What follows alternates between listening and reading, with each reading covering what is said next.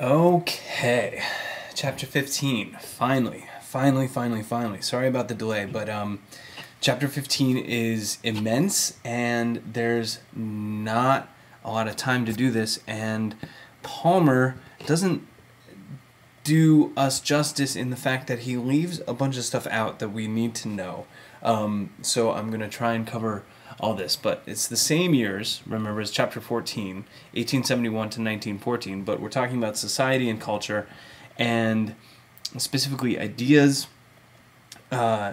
expanding democracy, expanding human European ideas of what is possible and what is not possible. Ideas about feminism, socialism, labor, all that good stuff, but also, of course, as we learned from our roundtable, Freudian psychology and Nietzschean philosophy, and the impact of relativism and the expressions of this kind of moral conundrum, this moral no man's land that Europe finds itself in the turn of the century, where something happens where by the time World War I breaks out, they are just clamoring for war. They're just clamoring. They're like, this is great. This is an awesome thing. Trying to get out of this what's called the fin de cycle, which I'll show you how to spell that here. Fin de cycle, the closing of the century. So let's backtrack for a second here. We're talking about political movements, right? The ability to capitalize off the expanding democracy of the 19th century. I don't know why this wasn't discussed in chapter 14, but I think it should have. It would have allowed Palmer to expand on the cultural elements in chapter 15. But universal manhood suffrage, right? Serfdom disappearing, universal manhood suffrage proliferating. Socialism is diverging. It's being co-opted, on the one hand, into the system. It's also being made less revolutionary in some places, mostly by organized labor, right? And we'll go through that. However, there's one place that Orthodox Marxism does not wane, and that's the Russian exiles, who happen to be in Switzerland, of all places, and in London. And then, of course, feminism, here to stay, thank God. And then new liberalism, the rise of social democracy, mixing liberalism with social welfare. And the rise of the social sciences, all of that stuff we have to go through, relativism, irrationality, all the physics stuff, biology, genetics, evolution, Darwin, anti-Semitism and Zionism. We've covered that a little bit with the Dreyfus affair. But this concept of the fin de cycle, right, the finish of the cycle, essentially, the closing of the century. On the one hand, pessimism. People felt as if civilization was degenerating and unmoored from tradition, right? I mean, since the French Revolution, the Ancien regime that had kept things stable and kept people in line, it's just crumbling, and the Industrial Revolution is completely unmooring people from tradition and from community. So there's this reaction, right? And I love this. You can read this in your own time, but I love this Oscar Wilde quote from An Ideal Husband. At heart, is she an optimist or a pessimist? Those seem to be the only two fashionable religions left to us nowadays. So, on the one hand, there's this revolt, right, against rationalism, against materialism, against sociology, any kind of evidence-based, people going for emotionalism, irrationality, subjectivity, just this ideal of capturing life in the moment and kind of not giving two hoots, if you will, about what people might think, and all this has a big influence on fascism, which we'll get to later, especially vitalism. But on the other hand, we still have to see the bright side. That, on the other hand, there's still a staying power to Enlightenment values and an optimism for society, right? That there's still faith in science, especially in progress. That even if Europe is being paternalistic and kind of infantilizing the rest of the world and like making itself seem all powerful and is all powerful in some ways in this part of the time period. That morality will still triumph, and that nihilism, the abandonment of morals and trying to find new morals, will be short-lived. And I kind of give this question, but giving liberty to the individual, right? The liberal ideal of giving liberty to the individual, has this led to narcissism and egoism or progress? And of course, it's really both. Okay, so first, here we go. Yeah, this quote that captures from a paper by Walter Lecoeur in '96, very famous historian, in a play in France in 1888. You are decadent people, having the habitude of turning everything into a joke, incapable of that great enthusiasm which is at the bottom of all great things. If Jesus Christ, Muhammad, Charlemagne, or Napoleon were to reappear today, they would last no longer than a week. Not believing in anything anymore, you will end up believing everything. This is France at the end of the 19th century. I think this quote absolutely sums up the idea of fin de siècle. Right, I mean, it's just, we can kind of relate to this, right? I mean, how many people do we know just kind of buy into any website that they read, right? They're like, oh my gosh, Peyton Manning threw the Super Bowl, or the rabbits living on Mars.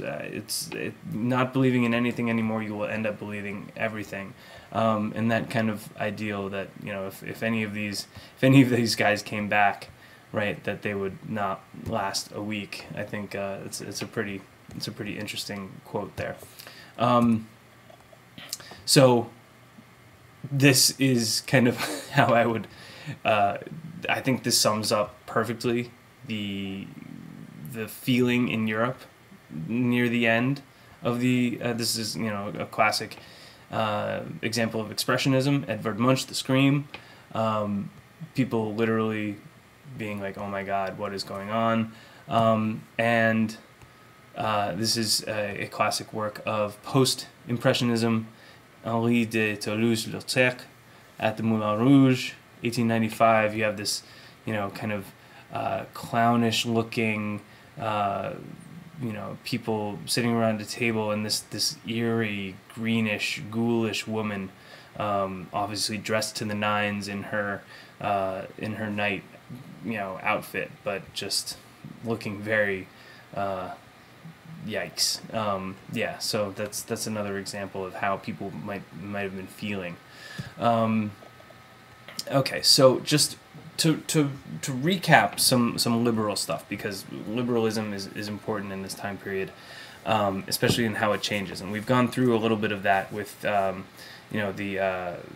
Herbert Asquith and David Lloyd George in England, creating the modern welfare state, social welfare state in England at the turn of the century. But let's review, right? Because the question is, how did workers organize themselves in opposition of liberal economics and its optimistic view of capitalism, keeping with that optimism versus pessimism theme?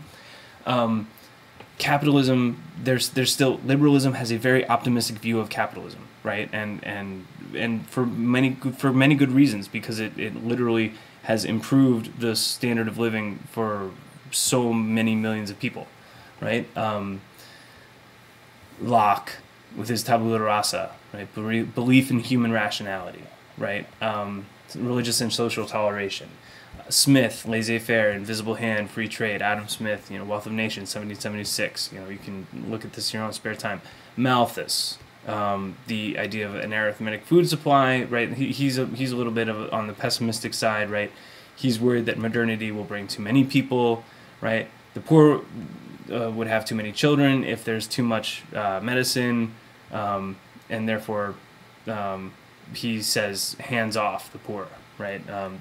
That they will, left to their own devices, they will breed misery and vice, and therefore they will continue to die. So let them die. It's the opposite of social welfare. That's why he's considered a liberal.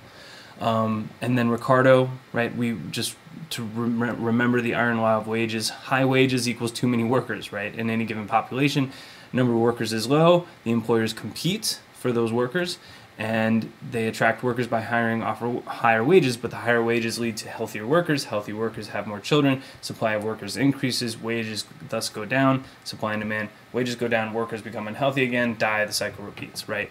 That the iron law of wages will hopefully keep wages low, right? And that the government should not have a hand in this, right? That this is capitalism working. Right. If this cycle is repeating, if this cycle repeats, that's good. Okay, so essentially the key point, right?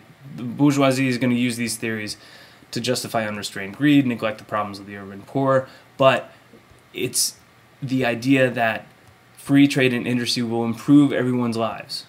You know, this is the Anti-Corn Law League in the early 1800s. Sorry, the guys who were championing Manchester. This optimistic view of capitalism, right? Obviously, we know that it's countered by radicalism, the Luddites, Chartists, Republicans, and Socialists in France, Louis Blanc, all that good stuff. We know that.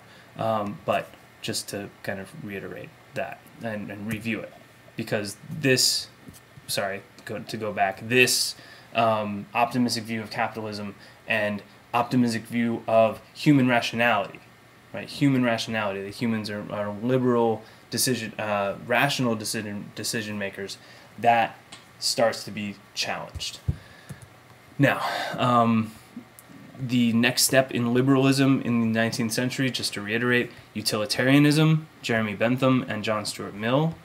Bentham is first and Mill is second. You can kind of read these on your own time, but the utilitarians believe in reason, but they are interested in it not to discover unvarying laws of nature, but rather to discover laws that were practical. Use reason to benefit humans.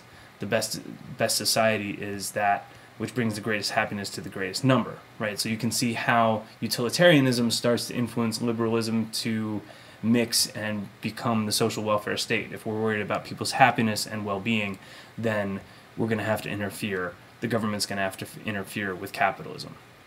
So you can kind of read these on your own. A degree of government intervention, that's the key.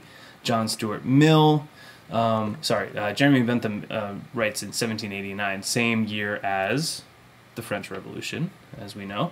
John Stuart Mill, On Liberty of 1859, he is a conventional Benthamite utilitarian liberal, and of course universal suffrage for women as well, subjection of women in 1869 is his other very famous work. But he basically is the next guy to say, as a member of parliament too, he's an MP, a member of parliament, that we need an interventionist policy. It's not enough to give people a vote if they can't read the newspaper, right? We need free education, free housing, health care. The government needs to do this because it's the only institution large enough to make this difference. Essentially, he needs to, he's the one who really explicitly states this new kind of liberalism to ensure the maximum amount of freedom for all. The public has an obligation to educate, house, and protect. If that means taxing higher income earners, so be it. If that means taking more money from the aristocracy and the rising middle class and the bourgeoisie, so be it. Okay, so that's kind of the ideological history, and this is just a kind of refresher on like all the Manchester stuff on that DBQ. I just wanted to like give this to you guys, and you can take a minute and read it. But this is just kind of a refresher on like the Peterloo Massacre and the Six Acts and the Great Reform Act and Chartists. So, just review that on your own time. Okay. Here's a nice graphic of the Peterloo Massacre, right? A nice bit of propaganda. The big fat cavalryman, killing the woman with the baby, and the guy with his eye bleeding. Yeah, it's all nice propaganda, worker, radical Chartist propaganda. Okay, so let's get back to this question, right? How did workers organize themselves in opposition of liberal economics and its optimistic view of capitalism in the latter half of the 19th century? So it's really the workers versus Marx, right? So after 70 years of experimenting with different forms, how did states and their people deal with capitalism, right? If you're a worker, you have two choices. Keeping with this theme, abolish the system through violence and revolution, or bargain with the system and hope for the best, right? Form trade unions, labor unions, and political parties attached to them, okay? Trade unionism is an alternative to radical change. So the workers favor unions. Why?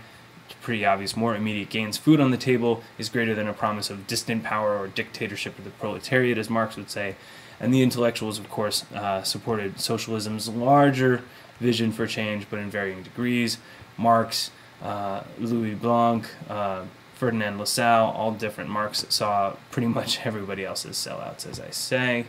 Okay, to make sure that we know that when we're talking about unionism, we are talking about David Gladstone.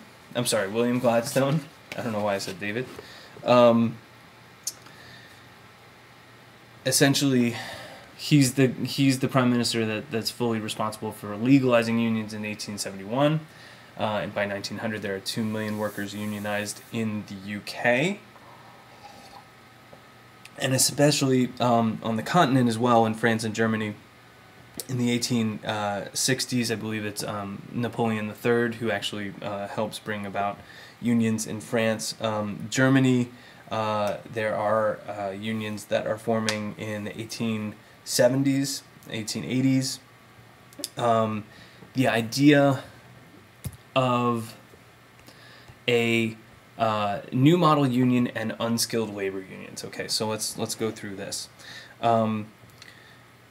Remember back to the Le Chapelier law of 1791 in the French Revolution? Like, the bourgeoisie don't want unions. They don't want unions because unions cut into profit margins. Because if the workers unite, if the workers band together, that's not going to be good for profit margins. So first, there are the craft unions.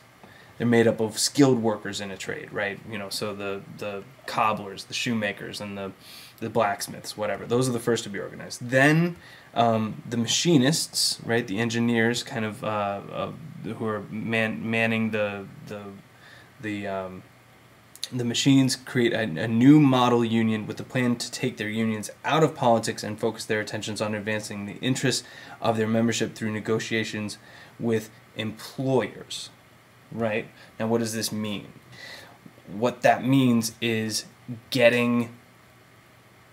basically being co-opted, like kind of abandoning socialist principles of like overthrowing the economic system and buying into the economic system and using your collective, called collective bargaining power, to get better terms for your workers, right? The new model union, right? Negotiate with employers and establish themselves as social institutions. So strength in numbers, right? And this also happens in unskilled labor, right? And the Great London Dock Strike of 1889, unskilled labor, even the unskilled guys that are just, hauling crates off of ships, right? They're like, look, like we figured out that we can get better pay if we all stick together, right? And they make their presence palpable.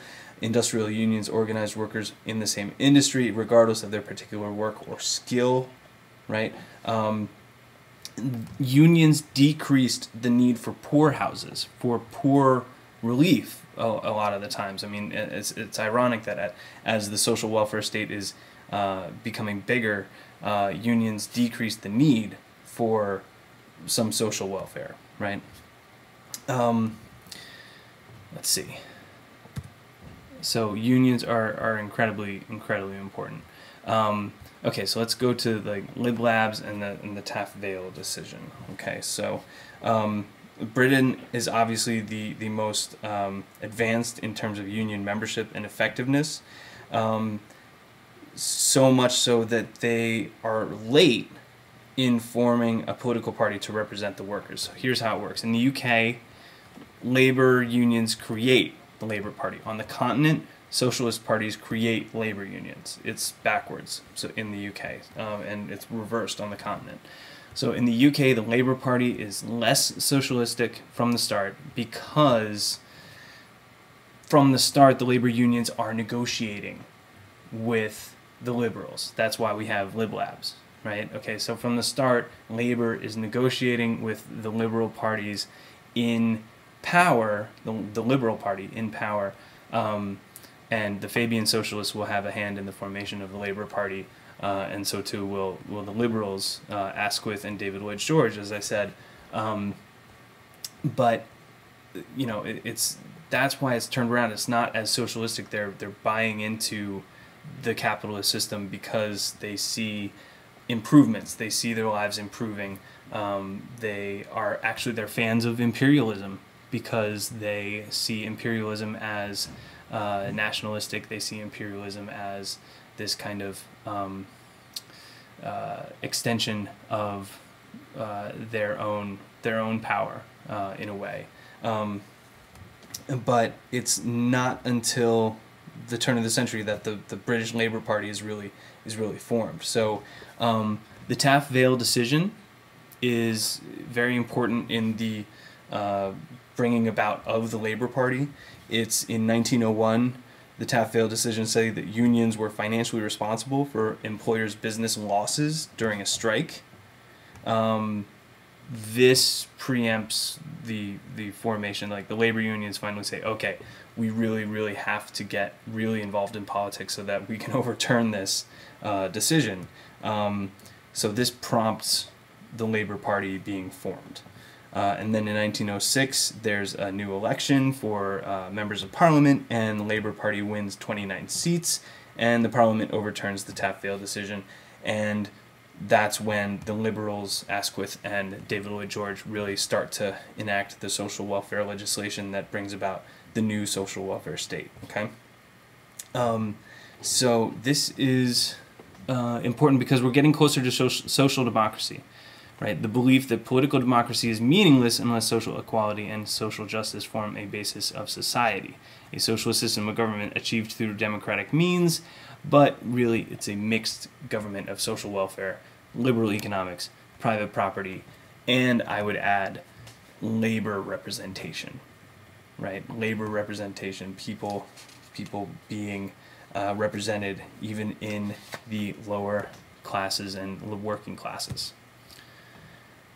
Okay, so we are going to go over, remember what's happening on the continent, right? We covered Britain a little bit, how socialism is changing on the continent. Remember the Long Depression. You know, it's an interesting question, like a what-if question. If Marx had spent his time in exile in London organizing the workers instead of sitting in a library writing endlessly, right? I mean, if that might have been a different story because he was there in the 1870s. Okay, so how is it changing?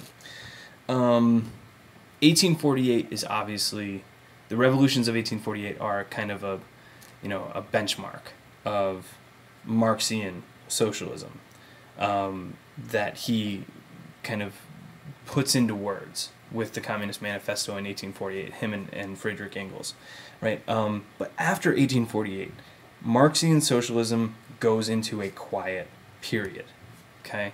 And it's not until 1864 when they start the first international, right, an international association of socialist-minded intellectuals and union leaders, that Marxian socialism really tries to start doing anything kind of systematic or systemic or organizationally to promote the ideas of socialism or to maintain them or to kind of refine them, right? Okay, so that's 1848 to 1864. That's almost 20 years. That's 16 years, right? Is my math right on that? Yeah, 16 years. So Marx, of course, becomes the leader, and what we have mostly is an old Mazzini, Ferdinand Lassalle, who will die in the early 1870s, and of course the scary Mikhail Bakunin. I just think he looks scary. I just think he's like I mean, he's just, look at that. Okay, so he assumes leadership, of course, he quickly sees Bakunin as just this renegade, and basically he's not too worried about Mazzini. LaSalle thinks he's not really a true player. He doesn't really think he's a true Marxist. And Bakunin, the difference between socialism and anarchism, I mean, Bakunin is an anarchist. The difference is Bakunin wants to destroy the state completely, just destroy the state. Marx is like, you don't have to destroy the state, you just have to destroy the economic system. And they butt heads, of course, and Marx kicks Bakunin out in 1872. Now, keep in mind that the Paris Commune is happening in 1871. Okay, and Marx sees this as amazing. He hopes it's going to spark an international revolution, and he's like, "Oh my gosh, this is it. This is our time." But then the violence of the Paris Commune is just way too much for most of the first international members, and they're like, "This, I don't know if we can do this." Right? I don't know if we can do this. This is just too much because the Paris Commune is so bloody. And then in 1873, remember, the Long Depression starts. So there's like, a scrambling. The socialists are kind of scrambling. Okay, so remember at the same time, in 1875, or not at the same time, but a little bit later, after the 1873 Depression starts, the German SPD, the Social Democratic Party, the German Social Democratic Party is formed at the Gotha Conference in 1875. So I thought this quote was good. The Socialist Labor Party of Germany endeavors by every lawful means, to bring about a free state and a socialistic society to effect the destruction of the iron law of wages, Ricardo, by doing away with the system of wage labor, to abolish exploitation of every kind, and to extinguish all social and political inequality. But by every lawful means. That's important. What does that mean? What does that mean? That means that they're gonna work within the system. They're gonna work within the system, right? They're basically saying, okay, we're gonna work with the state. We're gonna work with the capitalist bourgeoisie. We're gonna reform it from the inside, right? And Marx is like, what are you doing? He writes a letter called The Critique of the Gotha Program in 1875. He sees these guys, Lassallean socialists, as opportunists, right? That's the key word there. He saw them as fake socialists. They're not willing to commit. They're gonna basically demand workers' concessions from the government. He's like, this is ridiculous. And then he has some of his most famous lines in this Critique of the Gotha Program. In a higher phase of communist society, only then can the narrow horizon of bourgeois right be fully left behind, and society inscribed on its banners, from each according to its ability, to each according to his need, to his ability, the idea that the individual receives from society exactly what he gives to it, advocates remuneration in the form of labor vouchers as opposed to money. Labor vouchers as opposed to money? I mean, how is that going to work? I mean, it seems that he's kind of like shifting a little bit. But this is also the time when he says the dictatorship of the proletariat. He says if we stay the course, the proletariat will rise. He still had high hopes for the Paris Commune. And Orthodox Marxism, this is him, he's still alive, right? It still stays strong, even though Marx dies in 1883, even if, in places like Germany, France, it's being co-opted into the system. There are certain Russian exiles that still have faith in his scientific socialism. His is a scientific socialism, and this faith in science is very, very strong, as we know. In the 19th century, science be praised, and the Russian exiles will include certain famous people that we'll get to later. Okay, Fabian society. I thought this is fascinating stuff. This is mostly back in England, and this is just how English socialism is kind of is way less revolutionary, way more patient than on the continent, and especially, of course, in Russia. But formed in 1883, the year Marx dies, they believe that socialism is inevitable, will come slowly through science and data, right? So you can see the descendants of Saint-Simonian socialism, those utopian socialists, a little bit. That's in here a little bit, where the Saint-Simonians believe that technocrats would rule, those that have the technological skill and expertise. But they're influenced by Marx in terms of seeing the exploitation of people and kind of being aware of that. And they join with the unions to form the Labor Party. They're kind of like the upper crust, like the cultural element. And obviously, I mean, George Bernard Shaw, the Pygmalion, the Irrational Knot. The Irrational Knot is about marriage, tying the knot, right? Kind of like critiquing the institution of marriage. The cultural elements in this time period are attacking every single institution that they can think of. Virginia Woolf, Emily and Emma, you guys know all about her, but A Room of One's Own, right? Just feminism, progress, making true on liberal ideals. And then H.G. Wells, The Time Machine and War of the Worlds. His take is fascinating because I read The Time Machine when I was a kid, and I remember this so vividly. And I have the kind of synopsis right here, but it's a cautionary tale of not only environmental degradation, but it's also a kind of like what could happen if the bourgeoisie and the proletariat kind of don't intermix and we don't kind of do anything about their plight, about the proletariat, the plight of the proletariat. And essentially there's a time travel, he goes into the future, and the bourgeoisie has evolved into these like little small childlike adults called Eloi, and the proletariat has evolved into the Morlocks.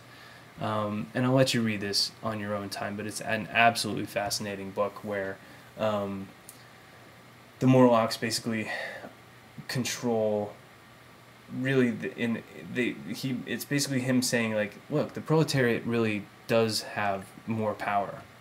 Like when you think about it, they know the machines, they run the machines, like and so therefore at a moment's notice they could playing on this idea of the general strike, which I'll get to later, but at a moment's notice, if they all organized at the same time, the LOI would have no chance whatsoever. But yeah, I would read this page on your own time. Okay, so let's go to revisionist Marxism. Okay, let's see. We have to kind of pause here and say that on the continent, as the Social Democratic Party in Germany grew in size, remember it wins a bunch of seats in the German Reichstag at the turn of the century, after Kaiser Wilhelm II comes to power and takes the Bismarckian checks off of socialism. It really becomes parliamentary socialism, right? So this is what revisionist Marxism is, right? As the SPD grows in size, it shrinks against revolutionary action. It's influenced by the unions, so they seek parliamentary redress to workers' grievances, right? Real wages are going up. Wages are going up. So this is like Marx's predictions of an ever-increasing impoverishment of the working class is basically not coming true. So the revisionists, led by Juarez in France and by Edward Bernstein in Germany, basically say that class struggle, they're like, look, class struggle is not inevitable. And capitalism can be modified through parliamentary efforts and process, and labor parties working towards a parliamentary majority in order to accomplish socialist goals, right? So social democracy, like they're a socialistic system through democratic means. So this is interesting. But what do you think Marx would have thought of these guys? They would have been like, you guys are sellouts, right? You guys are just sellouts. Syndicalism, and in France, syndicalism is basically like a syndic. I don't know how you say it, but it's basically unions. In France, George Sorel basically seeks to make the unions the government itself. That's syndicalism, essentially. The hand that will rule the world, one big union. Okay? Why not have the unions be the government? And he promotes the idea of the general strike. General strike, imagine it. Every single working person, the guys driving the trucks to the grocery store, the guys working at the grocery store, the checkout people at the grocery store, all of them strike at the same time, and in every industry at the same time, everywhere. Okay, bring society to a halt. Essentially, this is 1890s, so this idea has some interesting components to it.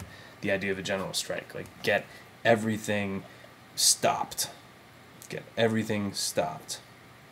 So that's in France, and that's kind of the most Marxist, kind of an orthodox Marxism, but syndicalism is its own thing, and the general strike is the most important part of that. Okay, so the real orthodox Marxists, besides the syndicalists, are the German Karl Kautsky, and he just takes up where Marx leaves off.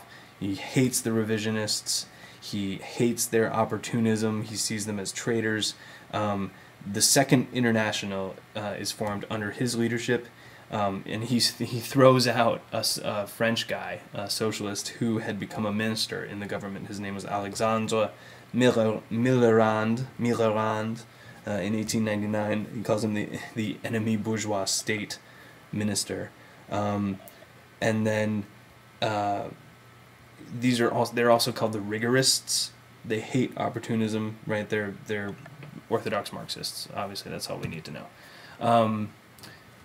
And now we get to this guy. So this is actually a picture from Lenin's tomb. This is his embalmed face, which is kind of creepy. Not kind of, but really creepy. So he is part of the Orthodox Marxists, of course. This picture was taken actually in 2013.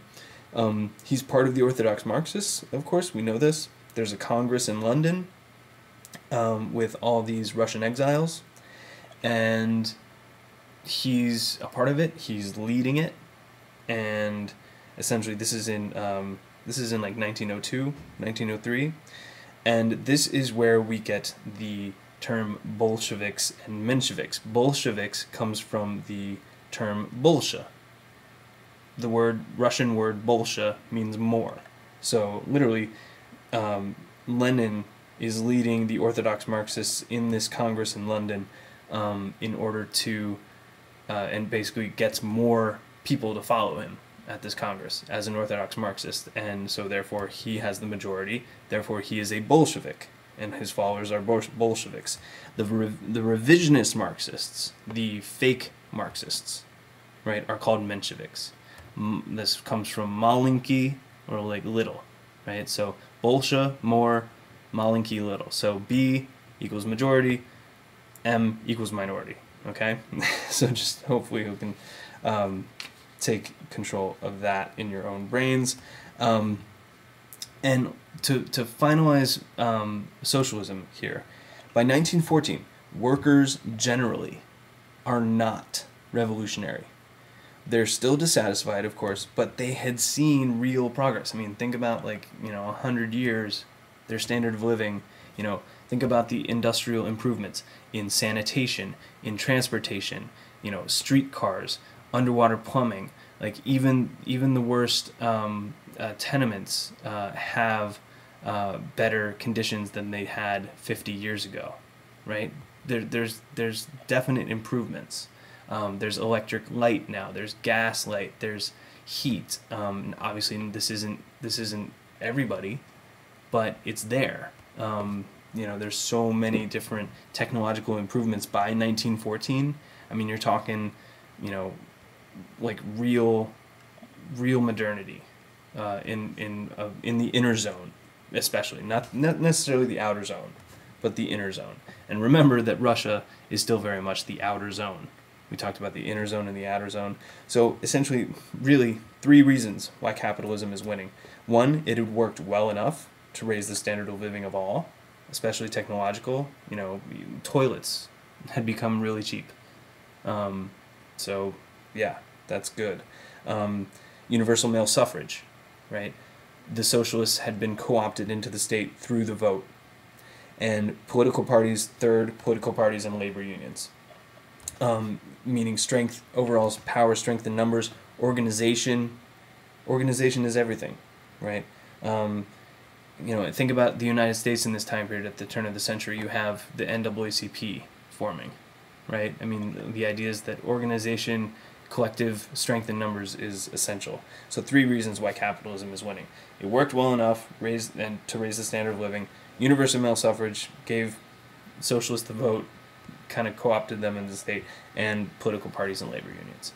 Okay, so moving on to feminism. Okay, feminism. Feminists become very well organized, more international. Obviously, they're earning less. Obviously, they are limited politically. They are clamoring for education rights, suffrage. On the continent, they're more active in legal and social rights. But in England, they are very much like on the cusp of getting the vote at the turn of the century. Maybe not on the cusp, but they are clamoring for it. Emmeline Pankhurst is definitely militant. She's definitely militant, but think about that word. Think about what that word means. Who bestows that kind of language, that word? The people in power. They see her as militant. Would we consider militant today? I mean, just for organizing, right? I mean, she's dangerous to the establishment. So, obviously, people who are dangerous to the establishment are labeled as such. But the suffragettes, the radical suffragettes, they do engage in acts of sabotage. They take out hammers and break windows of political candidates that they don't like. So there is some radicalism there. There is some violence for sure, and they cause disruptions. They are blockade streets sometimes. Obviously, the hunger strikes are really. They're really. I mean, all these women are thrown in jail, and for basically trying to get the vote, and when they go to jail. This is we watched this in class, but here's the YouTube link for it. If you want to put that in there, I'll send out this PowerPoint.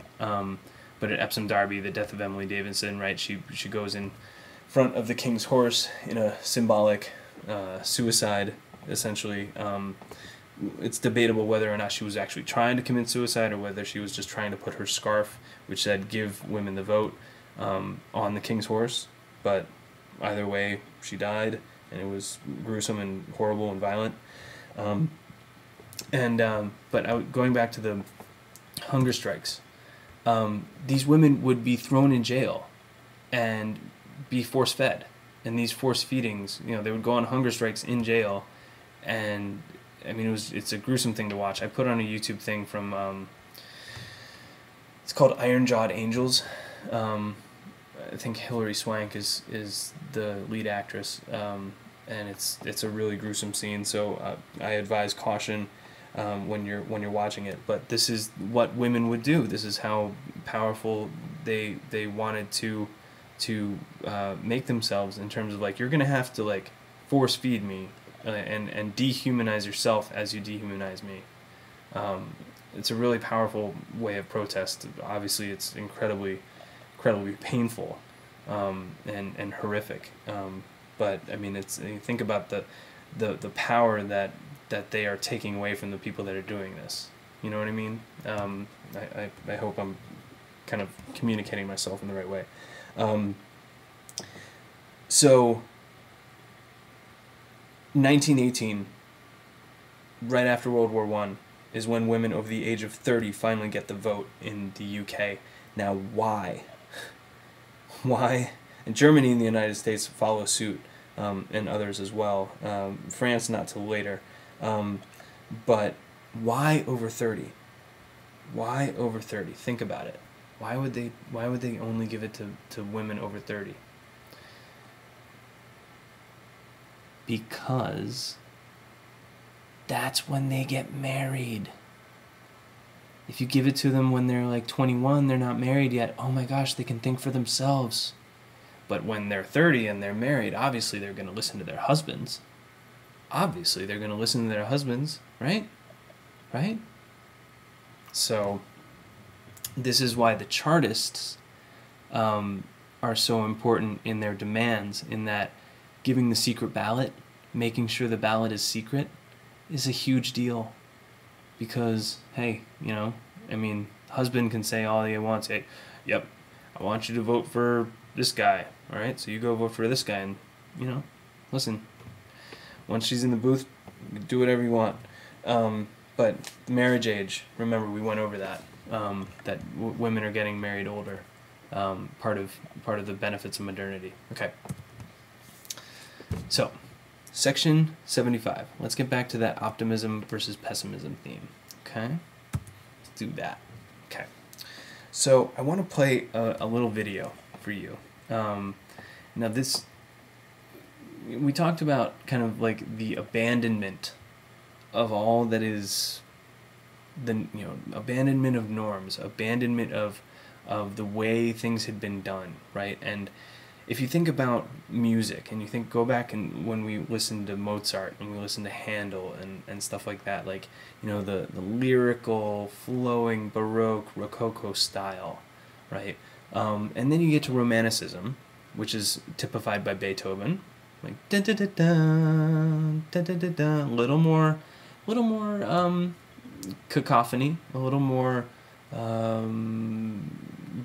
kind of there's some brutality in there a little bit, but you know, it's post French Revolution. You would expect that there would be a little bit of like the shattering effect, the shattering of preconceived notions. And then throughout the 19th century, you get this move toward kind of cacophony, but mixed with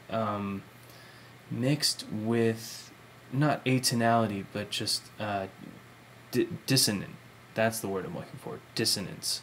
Instead of consonance, like all nice and happy and every note is working very well together. Dissonance. Okay, so I'm gonna play a little bit. So this is Stravinsky's Rite of Spring, and this is from a movie called Riot at the Right, and this is in Paris, and this is the debut of the ballet Rite of Spring by Stravinsky. And you can see here, you know, what happens. Basically, the music is so upsetting to these people. And this is on the eve of World War I, right? World War I is right around the corner. This is 1913. The music is so upsetting to these people that there's a riot. There's a literal riot. Okay, so I'm going to the Rite of Spring, the riotous premiere. So we're going to watch this for a little bit. Company. In a few minutes, my children, the curtain will rise, and from that moment there will be no turning back. You are about to make history. Farewell, la belle époque. Welcome, the new age. You have all surpassed yourselves, and we love you for it. And remember, whatever happens, keep going.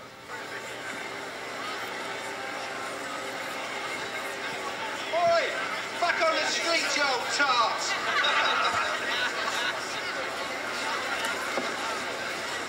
Isn't that? Yes.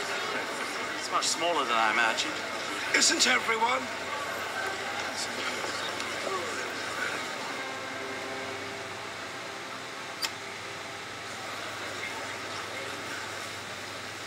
so exciting. I can't help feeling they've made their minds up already.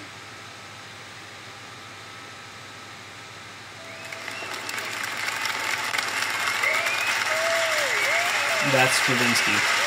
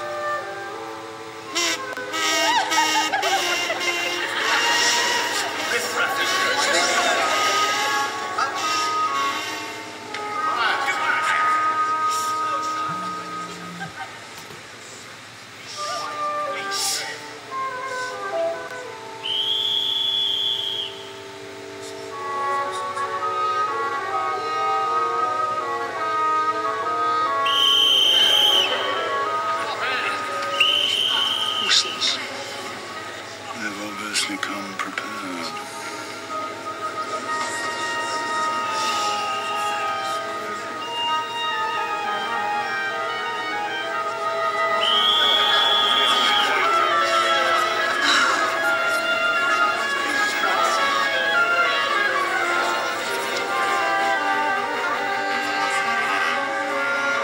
Check the tapes on your shoes, last chance. Good luck, everyone.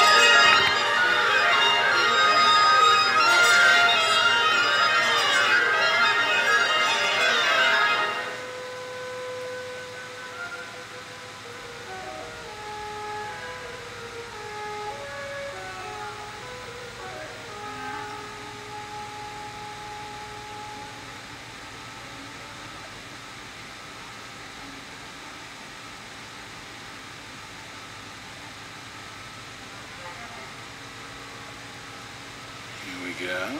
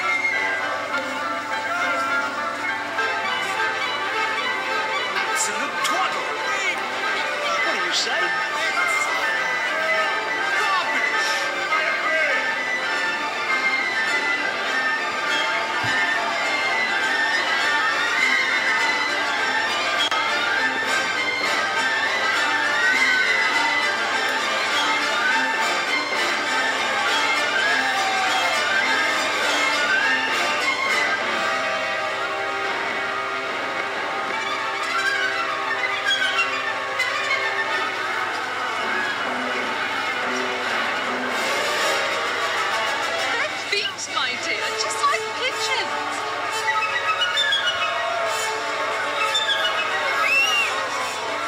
You're taking the piss, Diagolus!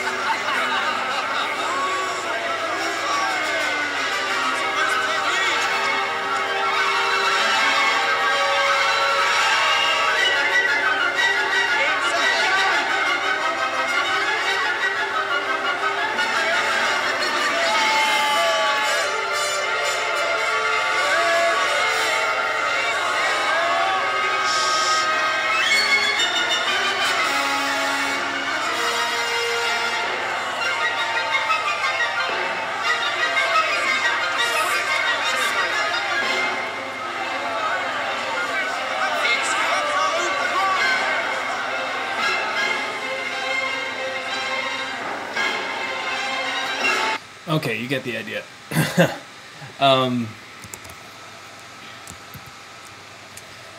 So you can kind of see some of the class tensions there. You can see, like, you know, when the upper class guy in the tuxedo says this is tribble or trouble, or in the, you know, the guy goes, hey, I'm enjoying this. This was a pretty interesting event, and you can watch some of the rest of the movie, and this was the backdrop that they used. But this says a lot about where Europe was, because it's a Russian ballet company. Stravinsky is trying to push the envelope of what dissonance is acceptable in music, much like the Cubists are doing in painting, right? So I'm gonna stop here, and I'm gonna make a second part of this lecture. I'm gonna stop here, and we'll get into all the Darwin, Freud, Nietzsche stuff in the second part. So this will be the first part, and yeah, it's a good place to stop.